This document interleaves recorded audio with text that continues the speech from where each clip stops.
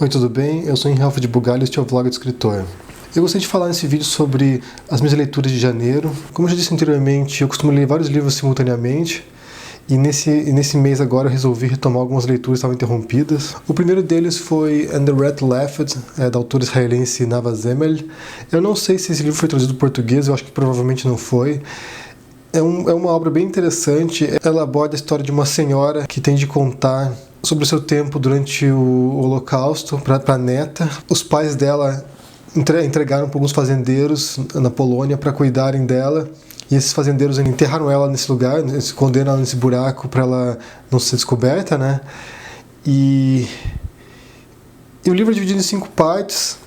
Cada parte é um tempo diferente. A primeira parte é a idosa, né, a sobrevivente do Holocausto contando para a neta.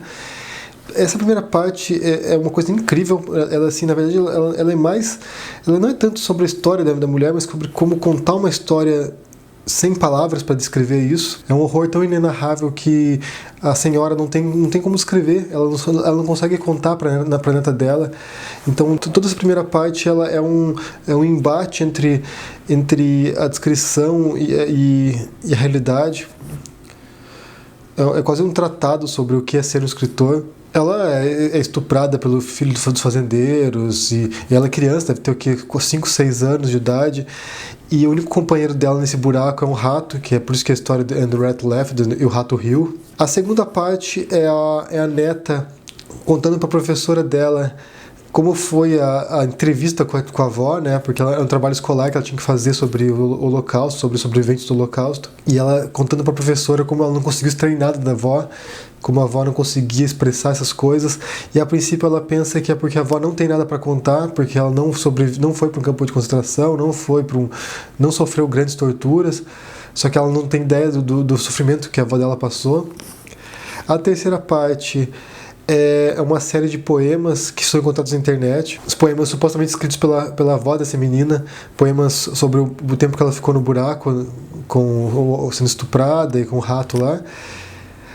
A quarta parte é Quando Me Perdeu, esse livro, porque ele vai para o futuro, ele vai para 2099. E, na verdade, é um tratado sobre memória, um tratado sobre criação de mitos, essas coisas. Eu achei que viajou um pouco na maionese, sabe? Perdeu um pouco o fio da meada e para mim, assim, foi um momento que eu quase desisti de ler o livro. E a última parte é o diário do padre que cuidou da menina depois que ela saiu desse buraco. Então ele conta a crise religiosa dele, a crise espiritual dele ao se deparar com tanto sofrimento e o conflito com Deus. À medida que a menina vai voltando a se integrar, né, às outras pessoas, vai perdendo um pouco o medo, ele vai se reconciliando também um pouco com essa crise religiosa dele. Eu diria assim que as 3 primeiras partes do livro são muito boas. A primeira parte é excepcional. Inclusive, eu acho que eu até pretendo reler essa primeira parte, só por causa das reflexões que ela faz sobre escrita, sobre como contar uma história. Depois o livro vai caindo e no final já descambou geral, mas é um livro bem interessante, a escrita dela é bem poderosa, principalmente na primeira parte mesmo. A primeira parte, para mim, é assim, eu acho que é muito marcante. O segundo livro que eu voltei a reler nesse ano foi Los Detetives Salvajes, do Roberto Bolaño. Em português é Os Detetives Selvagens. Eu havia começado a ler esse livro, acho que tem uns 2 anos já, não sei, tem um tempinho, não sei quanto que foi. O livro também é dividido, acho que em 3 partes. A primeira parte eu li bem rápido. A segunda parte agora eu estou na metade e a terceira parte vamos ver quando começa. Então, basicamente esse livro é um roman à clef, que é quando um livro tem referências a personagens reais, só que disfarçados com outros nomes.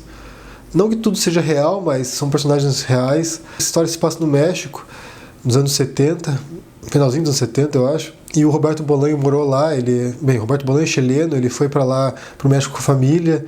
Depois lá ele encontrou um grupo de escritores e poetas com o qual ele criou um movimento literário de poesia, que seria uma poesia visceral, né? Uma poesia sobre a realidade, não uma coisa lírica. Então ele conta nesse livro sobre a formação desse grupo, mas assim, o interessante do Bolaño é que ele tem uma escrita muito forte, uma escrita não nem tanto tão poética, eu acho que é uma escrita bastante dura e bastante realista.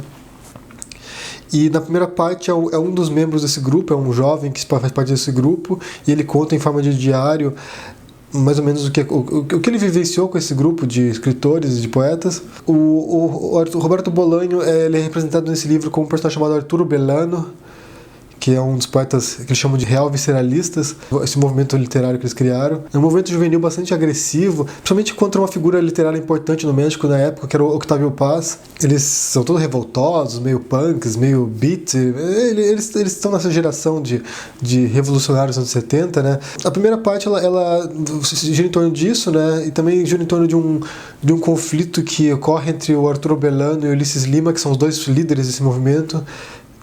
Eles acabam criando briga com não é bem um gangster, mas é um cara de uma gangue lá, e eles têm de fugir para o deserto. Então a primeira parte conta essa história. Na segunda parte é uma série de relatos de vários personagens que apareceram na primeira parte, e alguns que não tinham aparecido, mas são relatos fragmentários sobre o período em que o Belano e o Ulisses Lima vão embora do México. O Roberto Bolanho, o Arturo Belano, ele vai para Espanha, que é mais ou menos a história também do Roberto Bolanho, que ele vai embora para Espanha também, e são as impressões dessas pessoas sobre esses personagens, sobre quando eles partem, quando eles vão embora. Eu acho que a terceira parte, se eu não me engano, eu já li umas sinopses, eu acho que a terceira parte volta um pouco no tempo e conta a história deles no deserto. Eu recomendo bastante a leitura do Roberto Bolanho, ele é um autor muito bom. Ele tem uma produção bastante interessante, bastante diversificada. O clássico principal dele é 2666, que é um livro inacabado, considerado a obra-prima dele. Até onde eu saiba, Os Detetives Selvagens é uma das obras basilares dele, um dos pilares da obra dele. Então todas as outras obras vão meio que dialogar com esse livro. Então eu acho que é importante conhecer esse trabalho, para quem pretende mergulhar na obra do Bolanho depois. O terceiro livro que eu estou lendo esse mês, esse também já tem um tempinho que eu estou lendo, mas agora resolvi dedicar mais tempo, é o L'Amica Geniale, da Elena Ferrante. Em português acho que foi traduzido literalmente mesmo, Amiga Genial. A Elena Ferrante é uma escritora que tem feito bastante barulho ultimamente, ela tem sido bastante lida na Europa, bastante lida nos Estados Unidos também. É uma autora napolitana, só que assim, ninguém sabe quem ela é de fato, ela se esconde atrás de um pseudônimo, ninguém tem ideia de se é uma mulher de fato, eles especulam que tem alguns autores que poderiam ser. É uma escritora muito boa, realmente assim, a escrita dela é muito, muito interessante. O que particularmente me chama muita atenção na escrita da Elena Ferrante é que a escrita dela é muito simples, é muito pé no chão, sabe? Só que ao mesmo tempo ela tem um domínio da técnica literária, ela consegue encadear cenas, encadear eventos que nos prendem. Não é uma escrita simplória, é uma escrita simples, são coisas diferentes. Essa série da Amica Geniale é uma série que acho que são 5 livros, acabou de ser lançado o último agora, e narra a história de 2 amigas, desde a infância até a idade adulta, até a velhice. Os personagens principais dessas 2 amigas, uma delas é a Helena, que é provavelmente referência à própria autora, né? E a outra é a Lila, que é a Rafaela. O texto chama Amiga Genial porque a Lila, né, que é a amiga da Helena, é uma presença muito forte, muito marcante na vida da Helena. Ela se destaca de todas as outras meninas, ela tem um temperamento muito forte, ela é a amiga genial realmente, ela ofusca as outras pessoas, as outras meninas na escola, ela tem uma presença marcante, assim. E a Helena vive um pouco à sombra da Lila. Ela vai seguindo a Lila em todas as traquinagens que ela faz, pelo menos no período da infância, né, que eu acho que nesse livro aborda a infância e a adolescência. Pelo menos no período da infância, a Helena representa a imagem da Lila. Eu acho que à medida que elas vão crescendo, a Helena vai encontrando o próprio caminho dela, vai se afastando um pouco da Lila, não sei, vamos ver. E essa primeira parte que eu li, né, que é a infância, basicamente aborda a escola, aborda a vida no bairro onde elas vivem, no prédio onde elas moram numa espécie de um condomínio, não sei, uma espécie de um cortiço, não sei definir muito bem o que é isso, mas elas moram num prédio que compartilham o mesmo pátio, então elas brincam juntas, elas na escola são meio que rivais, a Lila sempre é a melhor. Mas assim, a Elena Ferrante acho que tem muito o que dizer, ela é uma escritora muito brilhante, muito incrível. Acabando isso aí, eu provavelmente vou embarcar nos outros, porque eu gostei muito do estilo dela. Merece ser lida, não tá fazendo barulho à toa, não. Por fim, o último livro que eu tô lendo nesse mês é o Ser e Tempo, do Heidegger. Na verdade, eu estou relendo, né? Eu tô lendo agora a versão em inglês, Being and Time. Eu li esse livro para faculdade, na verdade eu fiz meu TCC, meu trabalho de conclusão de curso sobre o Ser e Tempo. Na faculdade eu fiz 2 cursos sobre esse texto, a gente lê palavra por palavra, parágrafo por parágrafo, durante 1 ano praticamente. Então é um livro que eu conhecia muito bem na faculdade. Só que agora, relendo nessa versão em inglês, eu tô achando mais simples do que quando eu li na faculdade. Eu não sei se porque já tem quase 15 anos, então já tem outra carga de leitura e ficou um pouco mais simples. Não sei se a tradução em inglês está ajudando um pouco mais do que a tradução em português, porque o inglês é muito mais próximo do alemão do que o português. E mesmo tendo estudado alemão, eu sei um pouquinho de alemão, mas eu não conseguiria ler em alemão esse livro, é muito difícil. O Heidegger, ele cria palavras novas. E basicamente essa obra, para quem não tem ideia do que se trata, o Ser e Tempo, ele foi considerado um dos livros mais importantes do século XX, talvez a primeira ou segunda posição, acho que a primeira posição numa das pesquisas recentes. O que o Heidegger faz nesse livro, ele aborda a questão do ser, o que é ser, e para isso ele vai investigar o único ente, a única criatura. Ele evita usar a expressão criatura ou qualquer outra coisa que remeta ao ser humano num contexto já pré-formado, mas ele usa Dasein para isso, que no alemão quer dizer estar aí. Ele usa isso para definir a gente, né? Que é o único ente que questiona o próprio ser. Até onde a gente saiba, né? A gente não sabe se as baleias fazem isso, mas é o único ente que criou filosofia, é o único ente que criou ontologia. Então, para poder interrogar a questão do ser, ele tem que interrogar esse ente que interroga a questão do ser, meio que um círculo.